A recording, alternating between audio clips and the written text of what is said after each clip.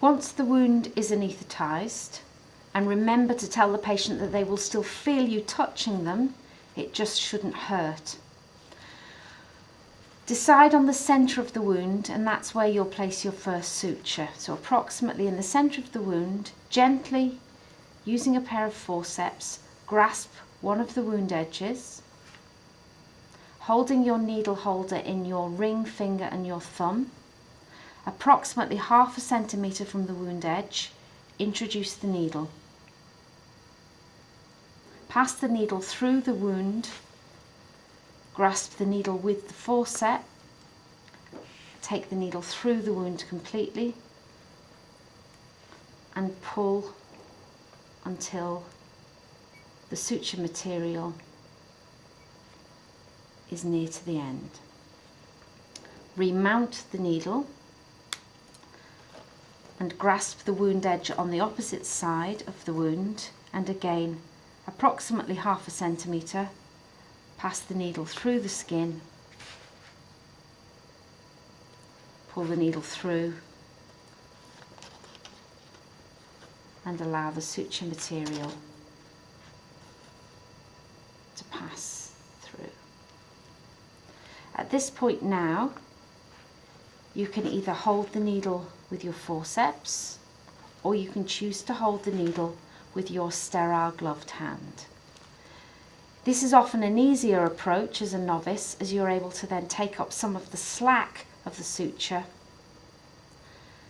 making the process of throwing a knot easier.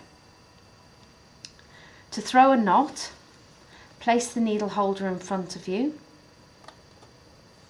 pass the suture material over the needle holder once,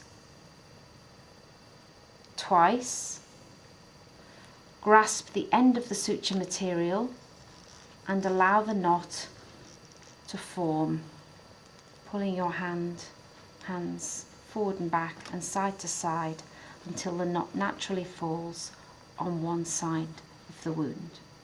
That's your first throw. For your second throw, hold the needle holders in front of you and pass the suture material towards you, again taking it round the needle holder once, and again allow the knot to form.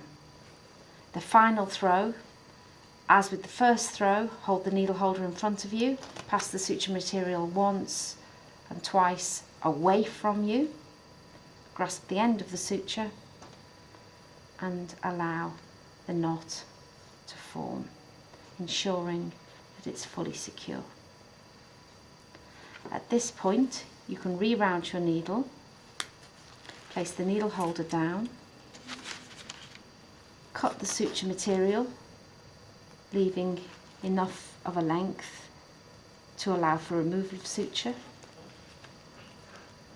and you have the wound closed in the centre, which now technically has converted the wound to 2 separate wounds. Your next suture would be in the centre of this wound. The third suture would be in the centre of this wound, which will then break the wound up into 4 smaller wounds. And so on, you would keep inserting sutures within the centre of the wounds until there are enough sutures in place to keep the wound closed.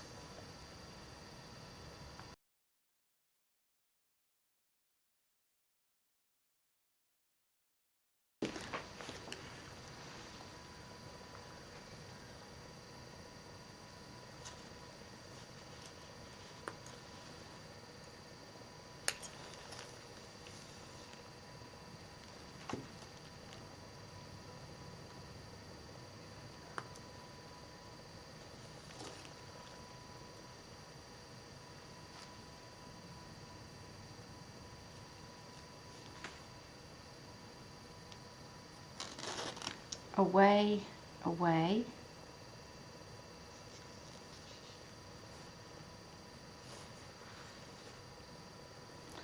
towards you,